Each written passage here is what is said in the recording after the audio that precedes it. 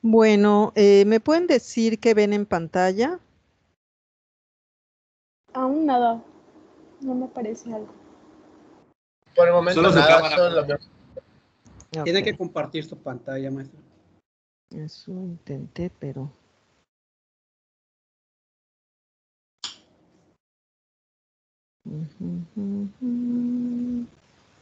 Voy. A ver si ahora sí. Ahora sí, ya se ve. Muchas gracias. Muy Solamente amable. póngale modo presentación. Perfecto.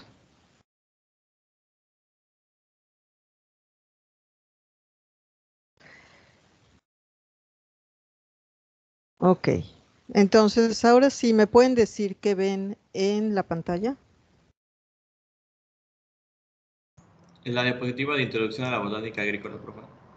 Excelente, muy bien. Entonces, estamos viendo ahí a un ser humano prehistórico, ¿no? Que está, pues, ya haciendo ahí sus primeros pininos en lo que sería después la agricultura, ¿no? ¿Alguien sabe más o menos hace cuántos miles de años comenzó la agricultura en el mundo? Hace 12.000 años. Perfecto, muy bien, excelente. Hace 12.000 aproximadamente y se dio en una franja en el mundo, ¿no? Una franja que coincide, pues en zonas más o menos templadas, en zonas cercanas a los trópicos, pero bastante templadas. Entonces, se dio en diferentes puntos, ¿verdad? Muy bien. Bueno, entonces, aquí pues saber un poco qué es la botánica, ¿no? Es una ciencia que estudia el reino Plantae. Como ustedes saben, ha habido muchísimas clasificaciones de los seres vivos y pues las más recientes ponen a las plantas separadas de otros organismos que antiguamente se consideraban plantas, ¿no? Entonces, ya las algas, incluso las algas verdes, ya no se consideran plantas. Aquí. También antes, por ejemplo, algunos protistas, como el tipo de las euglenas, simplemente por el hecho de tener cloroplastos, se metían dentro de el reino vegetal, ¿no? Pero bueno, eso es algo muy antiguo, después pues obviamente se sacaron de ahí. Y en las últimas clasificaciones, el reino Plantae incluiría únicamente plantas que son las plantas que denominamos plantas terrestres, ¿no? No quiere decir que no haya ahí plantas, por ejemplo, como los pastos marinos o como las ninfas acuáticas, sí entran ahí porque vamos a considerar plantas terrestres aquellas que se originaron en el mar, obviamente, pero que colonizaron ese medio terrestre. Entonces consideraríamos dentro de ese reino Plantae a los musgos, hepáticas, anthocerotes, que es el grupo de las briofitas, después al grupo de las pteridofitas, en donde están, por ejemplo, los helechos y licopodios, elaginelas y zoetes, ese grupo de plantas que son plantas que todavía no tienen semilla, ni flor obviamente, ni fruto, pero que sí tienen ya un sistema vascular bien desarrollado. Entonces estarían ahí sobre todo los helechos y como les decía, selaginelas, licopodios, y parientes cercanos.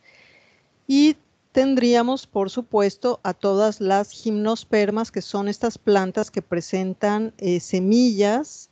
Esas semillas se desarrollan en conos, ahí estarían las cicadáceas y también estarían todas las coníferas, ¿no? Estarían ahí los pinos, los abetos, ese tipo de plantas que pues no tenemos aquí en la península, solamente hay un pinus en Quintana Roo y todo lo demás es más bien de lugares fríos, ¿no? De lugares montañosos. Y por último tendríamos el grupo más diverso, que va a ser el más importante dentro de la agricultura, que son todas las plantas con flores. Plantas con flores que obviamente forman fruto y forman semillas, ¿no? Entonces hay plantas muy, muy antiguas de este tipo.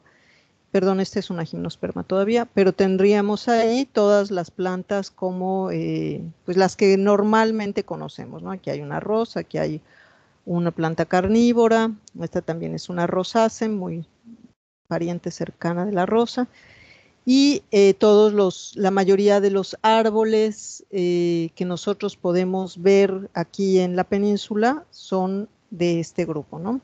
No tenemos, como les decía hace rato, coníferas en la península. A veces las angiospermas, que son las plantas con flor, nos pueden así engañar un poco y hacernos creer que son coníferas, como ocurre con la casuarina, ¿no? La casuarina pareciera un pino, de hecho se le llama pino marino, pero no es, ¿no? Es una planta angiosperma que presenta flores muy peculiares y sus frutos parecen conos o piñas de conífera, pero no es una conífera, ¿no? Pero entonces vamos a tener ahí la enorme diversidad de plantas que en su mayoría tienen importancia agrícola. Entonces, la botánica estudia estos organismos, ya sea desde el nivel celular hasta tisular, ¿no? Es decir, los tejidos, el anatómico, que en botánica la parte anatómica se considera también todos los tejidos, y también pues la estructura y la función, ¿no? La estructura siempre hablamos de morfología y función de fisiología. Y también desde el individuo, es decir, desde una sola planta o la población de una sola especie, o bien poblaciones que conviven entre sí de varias especies formando comunidades. También estudiamos su distribución geográfica en los ecosistemas terrestres, lo que se denomina biogeografía, y se estudia las relaciones entre los distintos grupos, es decir, taxonomía sistemática. Entonces, la botánica en sí, pues es una ciencia muy antigua, es una de las ciencias más antiguas que existe. Ya los griegos estudiaban la botánica, ¿no? Teofrasto es uno de los principales, y en otras culturas, pues también se tiene un amplio conocimiento de la botánica. Bueno, entonces, ¿qué entenderíamos por botánica agrícola? Es el estudio de las plantas de interés agrícola, es decir, plantas que son útiles para el ser humano, pero que las cultiva o promueve su crecimiento para diversos usos, ¿sí? Entonces, la clase anterior yo les mencionaba que no cualquier planta útil se considera una planta de interés agrícola, porque nosotros probablemente podemos encontrar plantas silvestres que son útiles. Por ejemplo, muchos de los bejucos que se utilizan para hacer canastas son plantas silvestres, o por ejemplo, algunas plantas comestibles como la piñuela. No sé si alguien ha comido la piñuela. Los que crecieron en Yucatán casi segurísimo sí la han comido. Yo no, profe. ¿Cómo es? No le... Qué barbaridad, ¿no? Pues así era como muy típico de afuera de las escuelas, ¿no? Que vendieran el fruto de la piñuela, que es una planta silvestre, pero se cosecha, se pone un poco en el fuego para quitarle como que unos pelitos que tiene. Es pariente de la piña, pero es un pariente silvestre. Y es muy ácido, ¿no? ¿Quién sí lo ha comido? ¿Quién sí ha comido piñuela? Yo. Sí, ¿no? Es súper ácido, a veces se le pone chilito ahí y queda muy bueno. Bueno, entonces en Yucatán no se consumen muchas plantas silvestres, pero sí se usan muchas silvestres como medicinales y también, por ejemplo, como artesanales, ¿no? Como mencionaba yo, los bejucos o para la construcción de la casa maya, etc. Entonces, en botánica agrícola, nos vamos a enfocar más a aquellas que son útiles, pero que se cultivan o que se promueve al menos su crecimiento para diversos usos. ¿A qué me refiero con promueve su crecimiento? Bueno, quizás el epazote crece espontáneamente en la milpa, pero se le promueve, ¿no? Para que, pues, para utilizarlo. O, por ejemplo, déjenme pensar, el orégano. El orégano es una planta que es silvestre, el orégano yucateco, Lipia, pero si crece, digamos, si espontáneamente salió en tu huerto, pues no lo vas a tirar, ¿no? Lo vas a promover, lo vas a cuidar. Lo mismo, por ejemplo, el chile mash, ¿no? Si tienes la ventaja de que cayó allá en tu patio, que un pajarito iba volando y dejó la semilla allá, pues entonces pues vas a aprovecharlo, ¿no? No lo vas a cortar. Entonces, esos usos pueden ser, por ejemplo, el forestal. ¿A qué me refiero yo con un uso forestal?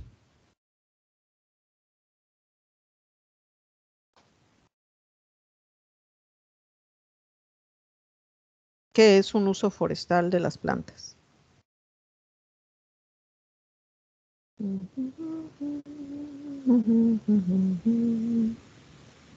Es para la obtención de maderas, ¿no? Generalmente sí, muy bien, porque son árboles, ¿verdad? Consideramos que los recursos forestales son árboles, que principalmente es madera, muy bien. Y todos sus derivados. Incluso el mismo uso como árboles que pueden ser de ornato o árboles para reforestar áreas, ¿no? Para obtención de oxígeno y eso se considera un uso forestal, muy bien. Tinctorio, ¿a qué le suena tinctorio? Pintura. No sé si es eso. Exactamente, tinciones, muchos de los colorantes que se utilizan, antes pues eran todos de origen vegetal o animal, ¿no? Pero ahora, bueno, pues se está como que retomando esas líneas de aprovechamiento de plantas con fines tinctorios, ¿no? Porque muchas de las tinciones, no son artificiales, industriales, han resultado cancerígenas, ¿no? Por ejemplo, muchos de los colorantes que se utilizaban en los alimentos resultaron cancerígenos. Entonces ahora hay como un regresar a las tinciones, a utilizar pigmentos de origen natural, ¿no? Entonces, por ejemplo, pues algo que se usa muchísimo es el cempasúchil o otras. ¿Cuál es el nombre del cempasúchil en maya? A ver, ¿alguien lo sabe? Yo lo he escuchado, pero Cempasúchil. es un tajetes. Un tajete es esta flor que se utiliza mucho en los altares de muertos. La verdad aquí no tanto, aunque ahora ya está más, se utiliza más. Profe, Carmen, Sí, hay una parecida al cempasúchil, pero que es local. No recuerdo su nombre. ajá. Es muy, muy Sí, parecida. es Pero, también una tajetes, ¿no? Sí. de hecho, sí, pero de hecho es como para el tratamiento de nemátodos. Igual sale igualita la flor. Lo vi en un curso que tomé de agroecología, pero es muy igualita y es local, es de aquí del Ajá. estado. Ujú, ok. No recuerdo, pero ahorita que recuerde lo puedo Sí. mandar al grupo. Muy bien, perfecto. Y bueno, como es un montón de cosas, la península de Yucatán fue muy importante, por ejemplo, para el azul añil, ¿no? Que se obtenía de una planta. Y bueno, existen muchas plantas que se utilizan, por ejemplo, para teñir el enequén, los tejidos de enequén y diversas telas, ¿no? Por ejemplo, los algodones y todo eso. Entonces hay un regreso a esos pigmentos naturales, pues debido a que los artificiales o los industriales han tenido pues efectos perjudiciales, ¿no? El textil está más fácil. ¿A qué me refiero con textil? No se duerman. Producción de ropa. Producción de telas en general. Muy bien. Producción de telas, pues principalmente la ropa, pero también usamos telas para otros fines, ¿no? Por ejemplo, para algunas cosas de la casa como este, cortinas, sábanas, etcétera. Muy bien, textil. Y también en textil pues estarían telas como para uso industrial, ¿no? Muy bien. Luego tendríamos el alimenticio, pues ese sabemos perfectamente todos cuál es, pues obviamente la agricultura se ha enfocado mucho a la producción de alimentos, porque pues es como que nuestra necesidad básica, a la obtención de resinas, látex y otros componentes que pueden ser utilizados con diferentes fines, por ejemplo, para elaborar pinturas, para elaborar solventes. El látex, pues desde tiempos prehispánicos se utilizaba, por ejemplo, o para hacer chicle o para hacer estas pelotas que utilizaban en el juego de pelota, ¿no? Entonces, pues, son muy, muy importantes también. Obtención de fibras y madera. Denme un ejemplo de fibra importante, fibra vegetal. El sosquil. Excelente, muy bien, el sosquil. Y un ejemplo de madera yucateca que sea muy apreciada. El jodín. Muy bien, perfectísimo. Entonces, bueno, pues ahí estarían usos muy importantes. El medicinal, obviamente, la mayoría de las medicinas originalmente se obtuvieron de principios vegetales, ¿no? Y después ya se fueron sintetizando esas moléculas o esos componentes. Y también, bueno, muchas veces medicinal así directamente, ¿no? En lo que sería la medicina tradicional, en la herbolaria o, por ejemplo, en la homeopatía, que se utilizan pues los extractos de muchas de las plantas. También de algunos animales, pero básicamente de plantas. Y obtención de drogas y estupefacientes, pues también es una rama muy fuerte, ¿no? En la economía del mundo. Es uno de los pues cosas que más dinero mueven, ¿no? Las drogas procedentes de plantas. Simplemente, bueno, a ver, ustedes díganme una droga que se obtiene de plantas o una planta que se usa como droga. Perfecto, la marihuana, muy bien. Entonces, pues simplemente traten de imaginar cuántísimo dinero mueve la marihuana, ¿no? Es tremenda la economía basada en este tipo de plantas. Entonces, las plantas siempre han movido la economía del mundo, ¿no? Ahora, por ejemplo, mucho estas drogas vegetales, pero si ustedes piensan en la época colonial, todo lo que era el tabaco, el azúcar, tanto para consumo así como azúcar o como para la producción de alcoholes, pues era fuertísimo, ¿no? Entonces, siempre las plantas han movido. O sea, cuando, por ejemplo, ¿por qué querían conquistar América? Bueno, no sabían que existía América, pero ¿por qué llegaron a América los europeos? Pues porque era ese su interés de conocer, de extraer de una manera más fácil y llevarla a Europa las especias que se utilizaban en la alimentación, ¿no? Que son plantas. Entonces siempre han movido al mundo las plantas. Y artesanal, pues fíjense que artesanal sí se utilizan plantas de interés agrícola, pero también se utilizan muchas plantas silvestres, ¿no? Como les mencionaba yo, los bejucos, o por ejemplo, hay los que llevaron briofitas y espermatofitas recordarán que hay un helecho que se utiliza su tronco, su tallo más bien, para hacer artesanías. Estos helechos arborescentes desafortunadamente se han puesto en peligro de extinción por la extracción de eso que se llama maquique, ¿no? Sobre todo en Veracruz. Bueno, muy bien. Entonces vamos a continuar. ¿Siguen vivos? Sí. Perfecto. Muy bien.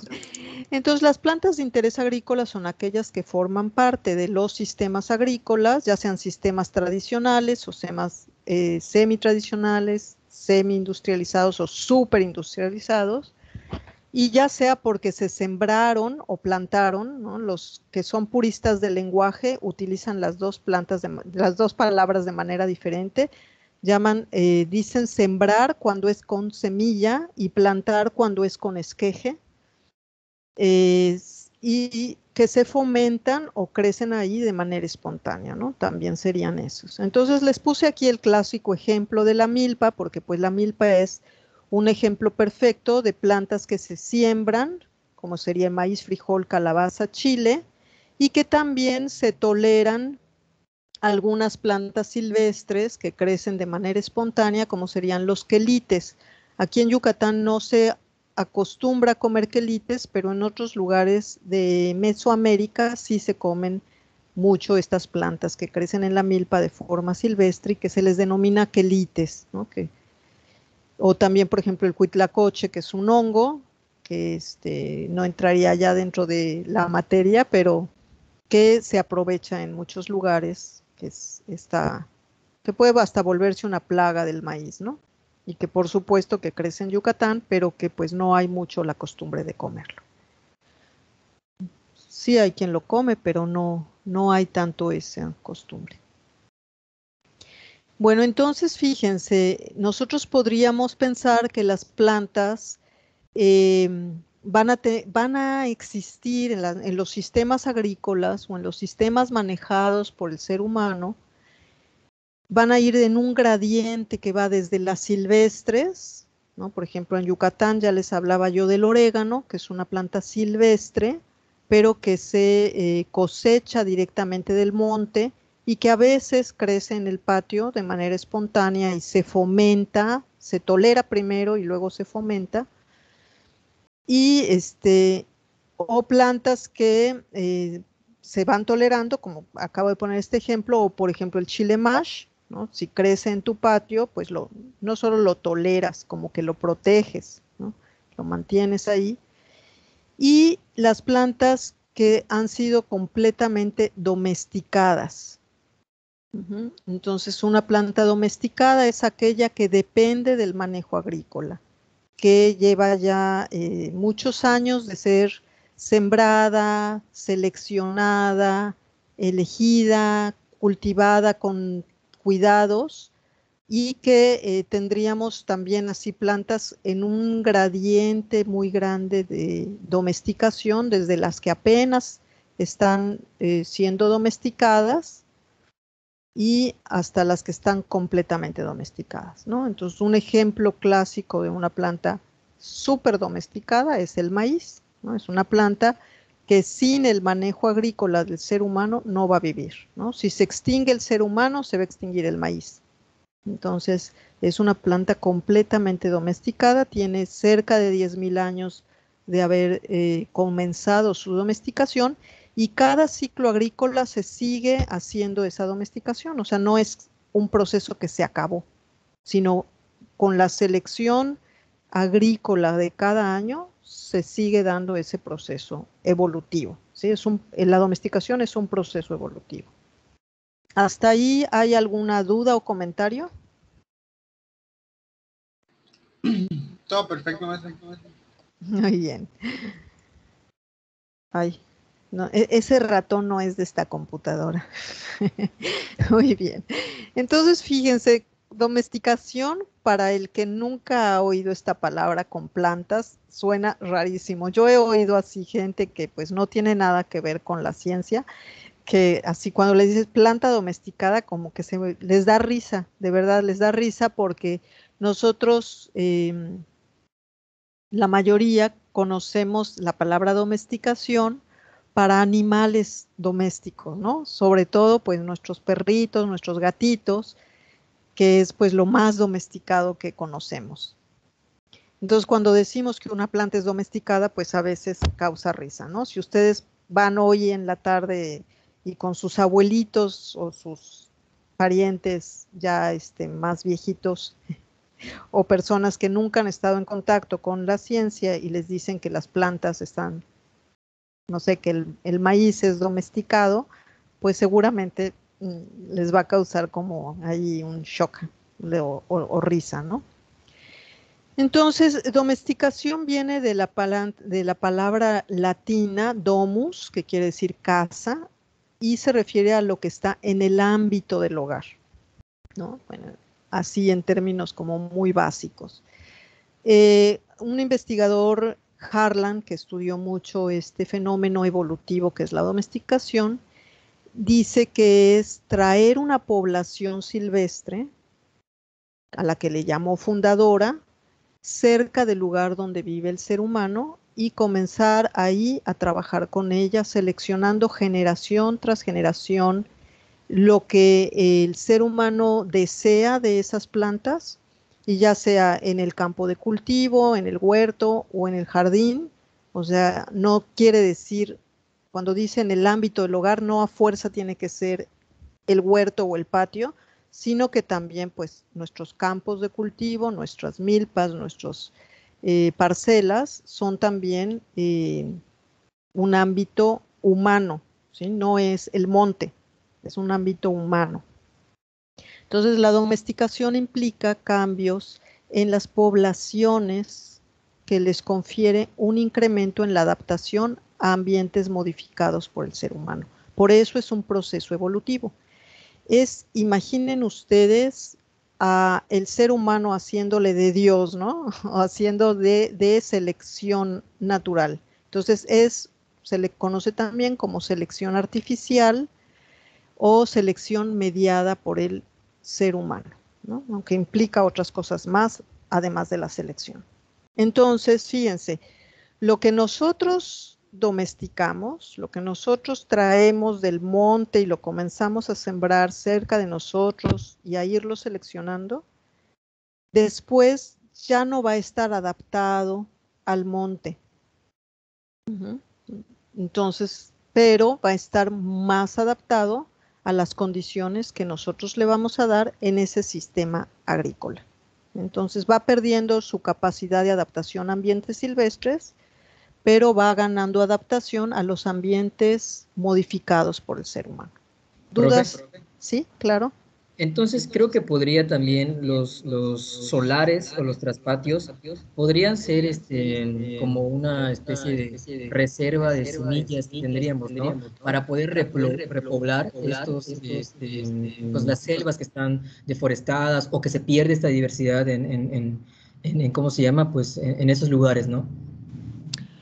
Sí, siempre y cuando ese material genético que tú lleves, ¿no? Porque, por ejemplo, el huerto familiar es fantástico en este sentido.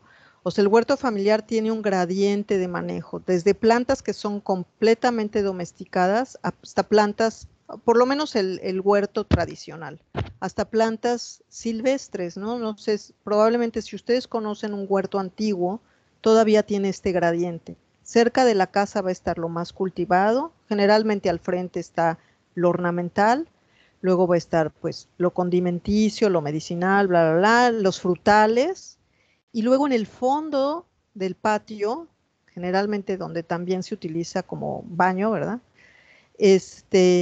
No como baño, como letrina en realidad, están plantas del monte.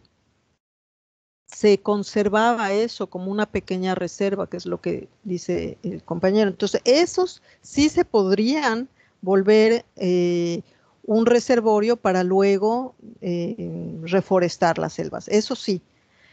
Ahora, los ya manejados no, porque dejan de estar adaptados a los ambientes silvestres, ¿sí? Entonces, justamente esa es la característica de algo domesticado o completamente domesticado. Ha perdido su capacidad de adaptarse a ambientes silvestres, ¿sí?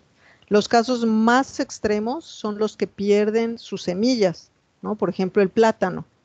El plátano lleva tantos años siendo cultivado a través de esquejes que ya no produce semillas viables, ¿no? Si nosotros comemos un plátano y vemos puntitos allá, esas ya no son semillas viables, o sea, ni siquiera son fecundadas, son óvulos que quedaron ahí, pero que no han sido fecundados. Y eso es porque ya perdió su capacidad de reproducirse sexualmente. ¿Sí se entendió? Sí, profe. Sí, profe. Muy bien, perfecto. Bueno, entonces la domesticación no es algo que se dé de un día para otro. No significa que si yo me voy al monte y traigo una orquídea que me gustó y la pongo en mi solar, en mi jardín, ya la domestiqué. No, para nada. Es como si yo trajera un ocelote del monte y lo traigo aquí a mi jardín, pues el pobre ocelote va a seguir siendo silvestre y sufriendo ahí, viviendo en mi jardín, ¿verdad? Sino que depende de criar o cultivar por varias generaciones, seleccionando qué sí y qué no. Entonces, grano más grande, hoja más pequeña, más fibra o menos fibra, etcétera. Y entonces eso, y no es un individuo, ¿no? Es una población que se está reproduciendo entre sí y se va seleccionando cada ciclo agrícola se va seleccionando como lo hacen los agricultores, ¿no? Que van seleccionando la semilla, la mejor semilla para el siguiente ciclo. Ese es el proceso, pero a lo largo de muchas generaciones. Y entonces eso va a dar cambios en la estructura genética de las plantas. Ya no van a ser, o de los animales si fueran animales, ya no van a ser los mismos de los que se obtuvo el material genético. Entonces, el ejemplo más antiguo de domesticación que tenemos es el perro, que fue el primer organismo domesticado por el ser humano, antes que plantas, antes que cualquier otra cosa. El perro, que fue, bueno, no se sabe muy bien, pero el fósil más antiguo que se tiene es de hace 31.700 años. Imagínense, si las plantas comenzaron a domesticarse hace 12.000, el perro hace 31.700, y este fósil que ven ustedes aquí es el cráneo, se encontró en Bélgica, ¿no? Aquí hay una pintura rupestre en donde están los perritos. Y esto es, pues, por eso se le llama al perro que es el mejor amigo del hombre, ¿no? Porque llevamos muchos años conviviendo juntos. Probablemente primero, como defensa y después, pues, ya como compañero, hasta llegar a esos perritos que ahora parecen peluchitos, ¿no? Muy bien. Entonces, cuando hablamos de domesticación de plantas, podemos estar seguros que es uno de los procesos evolutivos más importantes que ha ocurrido en la historia de la humanidad, ¿sí? Ya que fue lo que permitió que surgieran las civilizaciones sedentarias y que éstas pudieran tener una división de trabajo. Algunos sociólogos y antropólogos critican incluso esto porque dicen que gracias a eso empezó a haber esclavitud y empezó a haber jerarquización de la sociedad, pero pues ahora ya no podríamos vivir sin la agricultura. No hay manera de que la humanidad, teniendo el tamaño que tiene en la actualidad, pueda vivir sin agricultura. No podríamos vivir de la cacería y de la recolección. Eso sería totalmente imposible. Entonces fue tan importante que pues obviamente es lo que se le llamó la revolución neolítica y es lo que más ha modificado las sociedades humanas. ¿Hasta ahí algún comentario o duda?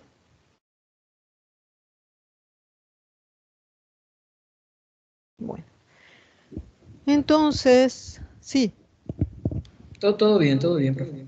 Muy bien, gracias.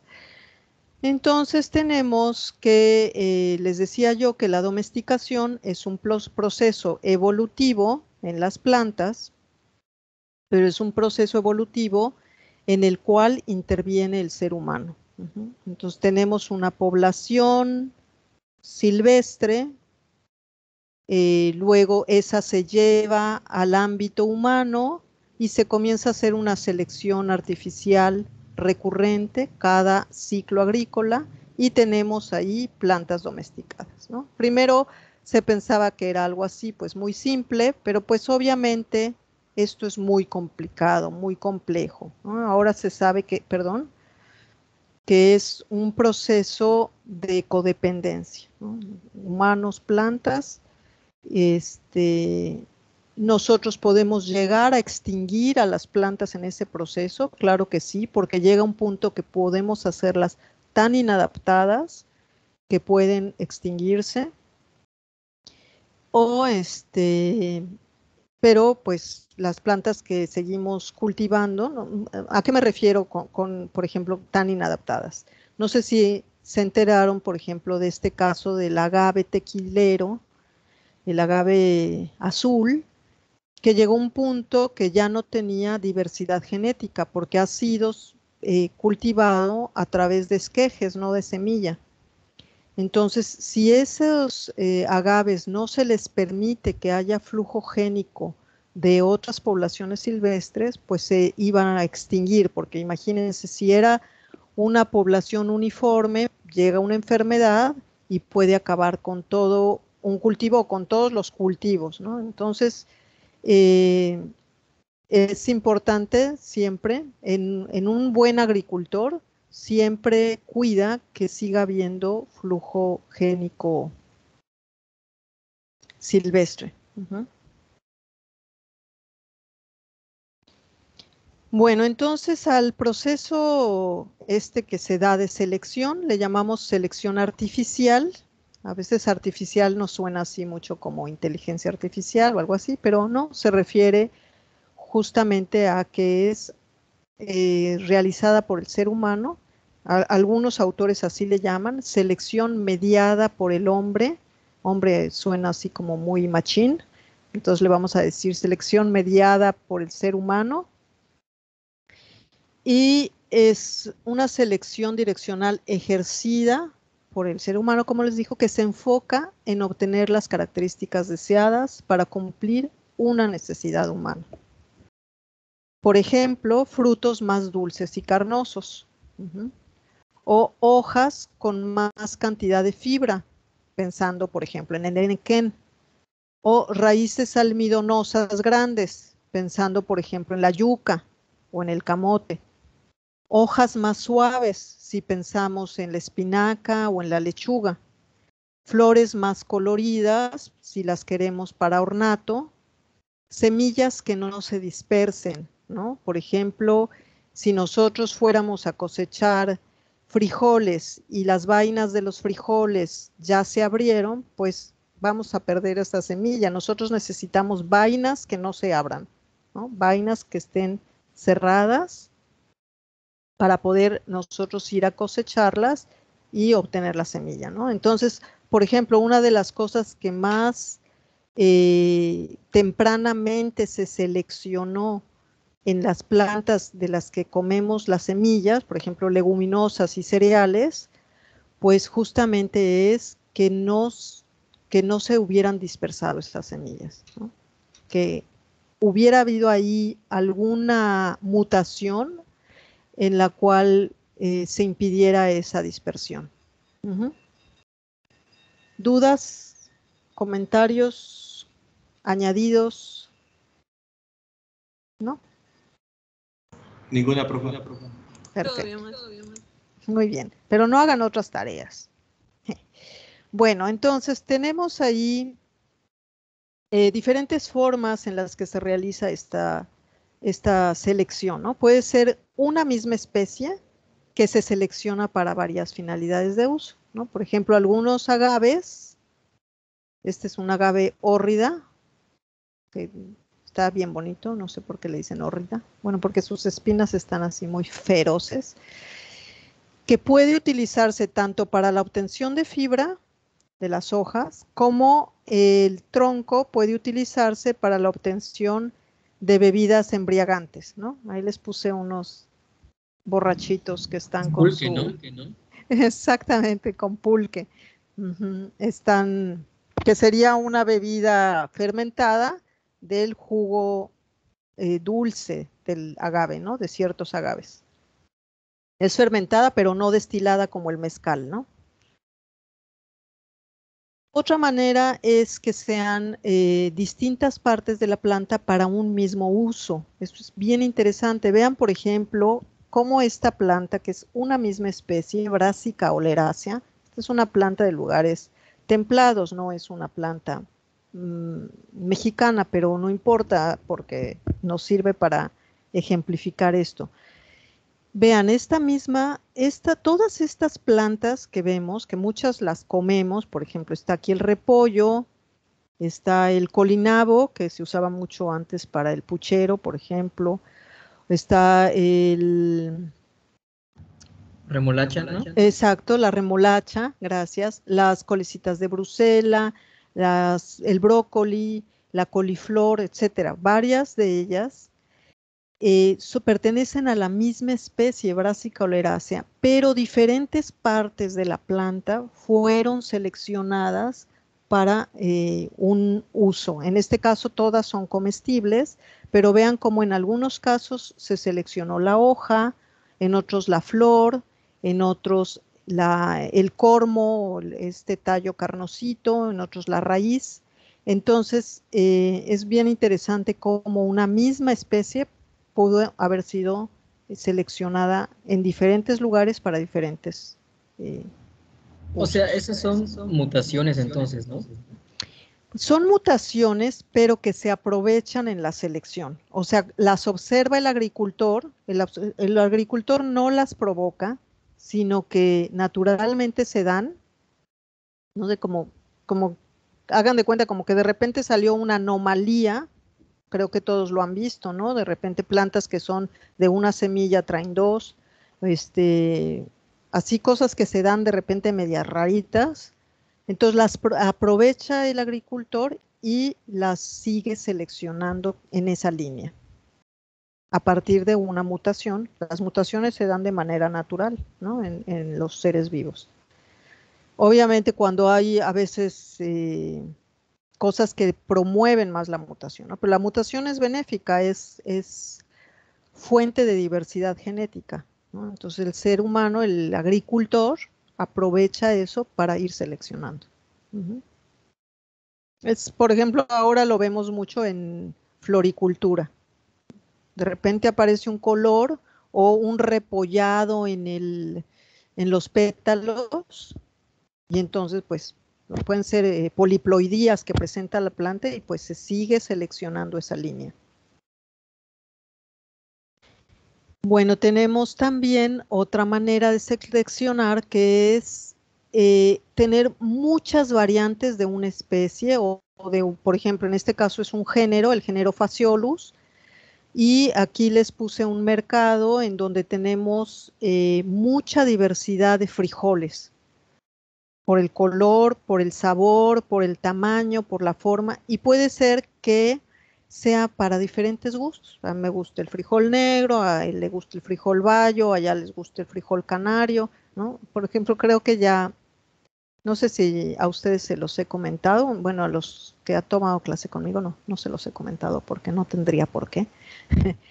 Es muy peculiar que en México, entre más al sur, más frijol negro se consume y entre más al norte, más clarito, ¿no? Por ejemplo, en medio del país se consume el bayo y en las partes más al norte el canario, que es muy clarito ese frijol, casi es como una alubia, parecido a los ibes blancos, pero es como una alubia blanca, ¿no?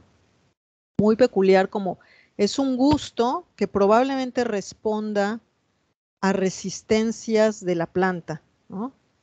A por qué se han ido como que acostumbrando. También puede deberse a que ciertas recetas se dan mejor con ciertas variedades. Por ejemplo, pues el frijol negro es mejor. Yo no me imaginaría un frijol con puerco de otra cosa que no fuera frijol negro. O por ejemplo, los frijoles charros pues van con el frijol rojo, un frijol bayo de tipo rojo, ¿no? Entonces eso también pues tiene que ver mucho, la cocina muy asociada siempre a la selección, ¿no? Entonces la cocina no es una cosa superflua, ¿no? Es una cosa que está ahí como un factor de selección. O sea, no es nada más qué tanto resisten nuestras plantas a las condiciones ambientales o del sistema agrícola, sino quién se va a comer eso. Si nadie se lo va a comer, pues ¿para qué lo vas a sembrar, no? Y entonces se pierde esa variedad si nadie se la come. ¿Hasta ahí bien? ¿Vamos bien? Sí, todo bien, profe. Sí, sí, maestra. Perfecto, no se me vaya. Todo bien, maestra. Muy bien. Bueno, en el proceso de selección artificial, Darwin, ¿no? Como es un proceso evolutivo, lo estudió Darwin. De hecho, Darwin, fíjense qué interesante, Darwin comenzó su teoría de la evolución estudiando animales domesticados, animales y plantas domesticadas. Darwin era una persona muy enferma y en su época en Inglaterra se tenía la creencia de que ciertas enfermedades se curaban si te ibas a vivir al campo. Entonces los médicos lo mandaron al campo y Darwin se fue al campo y pudo entonces caminar y conocer muchos de los ranchos, granjas que había por ahí y conocer mucho a los agricultores y a los ganaderos. Y fue ahí donde se le prendió el foco y se dio cuenta que la selección que hacían los agricultores y los ganaderos era lo que llevaba a los cambios en las razas o en las variedades. Y a partir de ahí, claro, era un genio porque fue relacionando las cosas y se dio cuenta de que así se había dado la selección natural en la naturaleza, nada más que con miles de años, porque no es dirigida, ¿sí? En la naturaleza está respondiendo a las condiciones de su ambiente, no está respondiendo al gusto de las personas, ¿no? Entonces no es dirigida.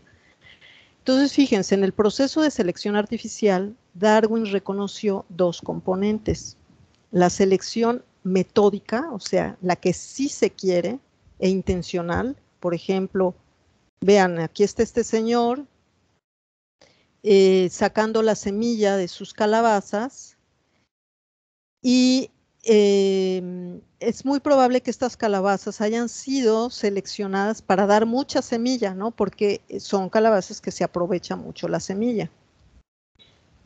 Si ustedes van, por ejemplo, a los Estados Unidos y compran estas calabazas que se usan en el Halloween, o incluso ya no las traen aquí en los supermercados para el Halloween, van a ver que esas calabazas casi no tienen semilla, porque ellos no se comen la semilla. En cambio aquí, pues tienen mucha semilla. Entonces, dependiendo de lo que quiera el agricultor, ¿no? Hay una selección metódica e intencional, lo que está buscando claramente el agricultor. Y por otro lado, hay una selección inconsciente y no intencional. Esta se da, pues, porque las plantas tienen un complejo de genes, ¿no? Que a veces están asociados con aquello que sí queremos seleccionar. ¿A qué voy con esto? Les voy a poner un ejemplo. No estoy diciendo que este ejemplo sea real, es un ejemplo nada más para que lo entiendan. Vamos a suponer que las rosas, entre más grandes y más coloridas, pues tienen también ahí asociado espinas más puntiagudas. Probablemente el floricultor no quisiera que tuvieran espinas, pero es una característica que está asociada a la flor más grande, ¿no? Entonces, a la hora de seleccionar las flores más grandes, también está seleccionando espinos más grandes, ¿sí? Entonces, como les digo, ese no es un ejemplo real, es nada más para que ustedes entiendan cómo a veces se puede dar esa selección inconsciente y no intencional, ¿sí? Otro ejemplo que les voy a dar es, por ejemplo, con la quema. Cuando el agricultor quema su terreno para prepararlo para la siembra, existen algunas plantas que resisten esa quema, ¿no? Existe, por ejemplo, un helecho, que es ahí muy feroz. Los que llevaron briofitas y pteridofitas, a ver si recuerdan el nombre. Es un helecho que las esporas germinan mejor si pasan por fuego, imagínense. Entonces el agricultor obviamente no quiere ese helecho, es un Theridium, no lo quiere en su milpa, pero inconscientemente al quemar está favoreciendo su crecimiento, ¿sí? Entonces se puede dar también esas cosas, ya sea por manejo o sea por la selección de alguna característica. Entonces, ¿dudas, perdón? ¿Dudas? Todo claro, profe. Todo claro, ya vamos a terminar, no se vayan a comer. ¿O ya comieron? Y se están durmiendo la siesta. Ok, No, todo día, profe. muy bien. Al igual que con la selección natural, debe haber diversidad genética y morfológica heredable en la población silvestre, si no, no puede haber selección. O sea, imagínense el ejemplo que les puse de los agaves. Si todos los agaves provienen de la misma mamá, vamos a suponer, ¿no? Se tiene aquí una mamá enequén o una mamá agave, ¿no? Esto ocurrió mucho, como les digo, con el agave del tequila. Y todos los hijuelos fueron obtenidos de esa misma madre. Lo que tenemos en un campo de cultivo son clones de esa madre, son clones que se obtuvieron de manera natural, ¿no? O sea, los clones no nada más se obtienen en el laboratorio, sino de manera natural, sacando los hijuelos de esa planta madre o padre, como les guste más. Y entonces todo ese campo de cultivo va a ser de puros clones. Y si viene una enfermedad para la cual esa planta no es resistente, entonces todos se van a morir porque todos son idénticos genéticamente hablando. Entonces, para que haya selección, o sea, para que venga esa enfermedad y solamente sobrevivan unos y otros se mueran, entonces tiene que haber diversidad, ¿sí? O sea, tiene que haber unos que sean resistentes y otros que no sean resistentes. Eso es diversidad genética, ¿sí? Puede ser morfológica, pero que sea heredable. Por lo tanto, es morfológica, pero que responde a la genética. Entonces, a diferencia de la selección natural, la selección artificial depende de la percepción humana. Entonces, ahí es muy importante no nada más la parte genética, sino lo que el ser humano puede percibir, es decir, el color que ve, el olor que percibe, la textura que tiene, el sabor que tiene, qué tanto resiste estas condiciones, el tamaño que tiene, la contenido de sustancias, ¿no? Ustedes que hablaban de marihuana hace rato, pues entre más cannabinoides tenga, pues mejor para la marihuana, ¿no? Bueno, para el ser humano en realidad. Entonces, las plantas bajo selección artificial también están bajo selección natural. No quiere decir que por estar bajo selección artificial ya todo lo ambiental no les va a afectar. Entonces, una planta domesticada tiene que batallar con dos cosas: lo que el ser humano le está exigiendo y lo que la naturaleza le está dictando, ¿sí? Entonces, ¿por qué? Pues porque no la estamos aislando. Aunque la metamos en un invernadero aislado, de todos modos está respondiendo a las condiciones ambientales de ese invernadero. ¿Todo bien hasta ahí? Sí. Todo bien, profe. Muy bien. Unos minutitos más para que terminemos el tiempo. Bueno, entonces aquí les pongo un ejemplo bonito y muy conocido. Tenemos aquí el chile mash, este chile que en otros lugares se le llama piquín, machito, que es un chile silvestre. Lo podemos encontrar tanto en el monte como a veces crece en los patios, en los solares, en las milpas incluso, porque lo consumen los pájaros, como crece así erecto hacia arriba y se pone rojo muy tempranamente, los pajaritos la pueden ver, bajan por él y lo atrapan. El pedúnculo no está tan sujeto como ocurre con un chile cultivado, ¿no? Que nosotros vemos que en los chiles cultivados este pedúnculo está sujeto fuertemente al fruto. Aquí no, sino que el pájaro lo puede atrapar y se lo lleva rápidamente. ¿Por qué? Porque es una planta silvestre que quiere ser dispersada de manera silvestre, o sea, a través de pájaros generalmente. Entonces lo come el pájaro, defeca las semillas en el vuelo, o baja a defecar, la verdad no sé, o se para en un árbol a defecar, y esas semillas caen al suelo y crece de nuevo, ¿no? Ya sea en el monte, en la milpa, en el solar, en el patio, en el jardín. Entonces, hace muchos miles de años, 8.000 años aproximadamente, comenzó el ser humano a darse cuenta de esta planta, le gustó, comenzó quizás a recolectarla, le gustó, y comenzó a seleccionarla, comenzó a llevar un grupo o sus varias semillas y a sembrarlas cerca de donde él vivía, y empezó a seleccionar generación con generación. Y aquí pues vamos a ver que este chile, que es Capsicum annum, variedad Globiburiscum o variedad aviculare, que es el MASH, al ser seleccionado provocó la mayoría de las variedades de chiles que hay en México, la inmensa mayoría de variedades que hay en México.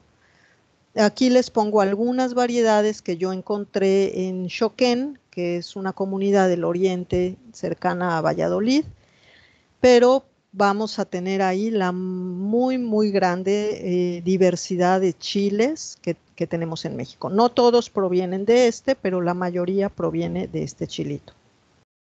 Y eso se dio gracias a la selección artificial. Unos más picantes, otros poco picantes, unos fáciles de secar, otros que se comen frescos, unos que se comen secos, etcétera, ¿no? Para diferentes gustos.